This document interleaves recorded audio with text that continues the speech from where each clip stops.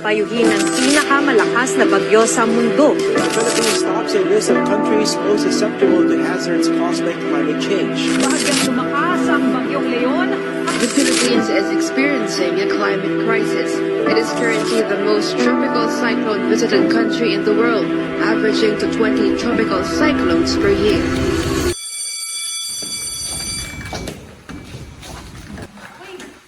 Tara, suspended daw, may heatwave. Heatwave? Oo, tara.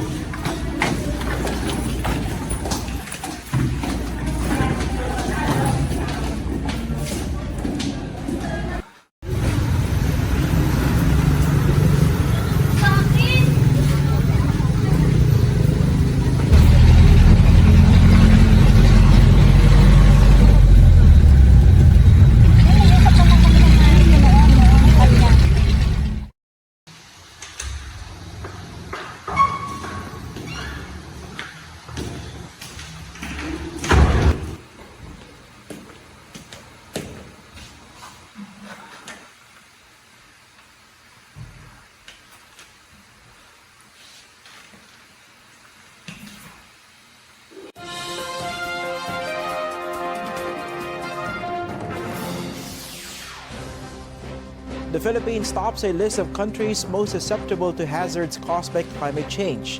A think tank cited by the 2019 Global Peace Index notes nearly half of the country's population live in areas highly exposed to climate hazards like drought, tropical cyclones, floods, and tsunamis. Other countries at the top of the list include Japan, Bangladesh, Myanmar, China, Indonesia, India, Vietnam, and Pakistan. Manila also ranks 7th in the list of countries facing the highest risk to a single climate hazard. The study warns nearly 1 billion people are at risk of experiencing extreme weather events in the coming decades. Manila, meanwhile, climbs for not just this year, placing 134th in the Global Peace Index or Global State of Peace Index.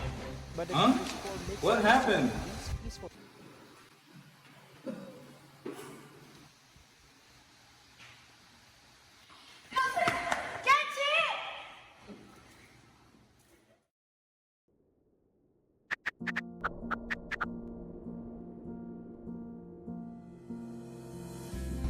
Change starts with you. Your decision matters. Hi, my name is Mark Jared Siginging and I am a professional teacher. I teach Earth Life Science as well as Physics in senior high school. For our first question, sir, what comes to your mind when you hear climate change in the Philippines? Discipline and responsibility. I know it sounds weird, but it comes to my mind when I hear the words climate change. It is because we are the one who caused the climate change. As of that, we must have discipline and responsibility to the actions that we have. Change starts with you. Your decision matters. My name is Lee, and I'm from 12 STEM 2412. What comes to your mind when you hear climate change in the Philippines? The first thing that comes to my mind is the fact that geographically, Philippines is the first country that is going to be affected by climate change, even if the cause is from other areas. Change starts with you. Your decision matters. My name is Umi. I'm from STEM 2412 po, Engineering. Kapag naririnig ko yung climate change, syempre is mainit. Nararanasan natin here sa Philippines. Global warming po, yun agad yung pumapasok sa isip ko. Change starts with you. Your decision matters. Maki, 12 STEM 2404. Una pumapasok sa isip ko is yung pag-init ng panahon. Kapag summer na, sobrang init na. Then kapag umuulan, sobrang lakas ng buhos ng ulan. How do you think the heat affects the Filipino lives? We all know that Philippines is a tropical country. Since it is a tropical country, it is warmer and we are used to heat. However, due to climate change, it becomes warmer and warmer. We're not just affected physically by the heat, but also we are affected financially, we are affected economically when it comes to climate change. For second question, how do you think the heat affects Filipino lives? As an agricultural country, we have a lot of farmers, a lot of farmland. So aside from the individual impacts, also through the economy na din kasi what we eat, jobs of the people, mga farms, ganon. And also, since poverty is a huge issue here in the Philippines, not all of us have access to the proper safety resources and medical services. How do you think the heat affects the Filipino lives? I think nakaka-apekto po to sa mga tao, especially po sa health nila and sa kabuhayan po ng mga tao.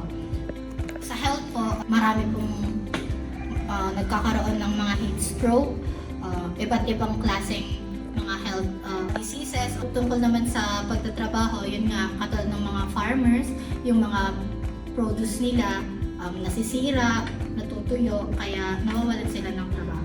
How do you think the heat affects Filipino lives? Magbe-base na ako sa sarili mong day-to-day life. So kapag nagko-commute ako since panghapon ako, sobrang init din. Yung uniform ko, pawis-pawis na ako. Yung mga appliances namin, lalo na yung aircon and electric fan, laging naka-on. So tumataas rin yung bayaran namin sa kuryente. For the last question, as a citizen, what simple action can you take to help fight climate change? I believe that prevention is better than cure. So aside from using the recycling and single-use plastics, avoiding single-use plastics, I think that we should also, raising awareness gives a huge impact, but we should also hold the authorities and large corporations accountability. And this can be done through boycotting and peaceful protests. As a citizen, what simple action can you take to help fight climate change? I think we should conserve energy. Pag hindi natin ginagamit yung mga electronics natin, dapat punutin natin sila, huwag tayo mag-open ng mga ilaw. Kasi kahit yung simpleng mga bagay na yun, pag pinagsama-sama yun, malaking help yung makikreate. So for our last question, as a citizen, what simple action can you take to help fight climate change? Probably yung paggamit ng reusable bags, ganun, instead of plastic bags. And yan yung mga single-use plastics, medyo i-reduce ko yung paggamit mo. So for our last question, as a citizen, what simple action can you take to help fight climate change?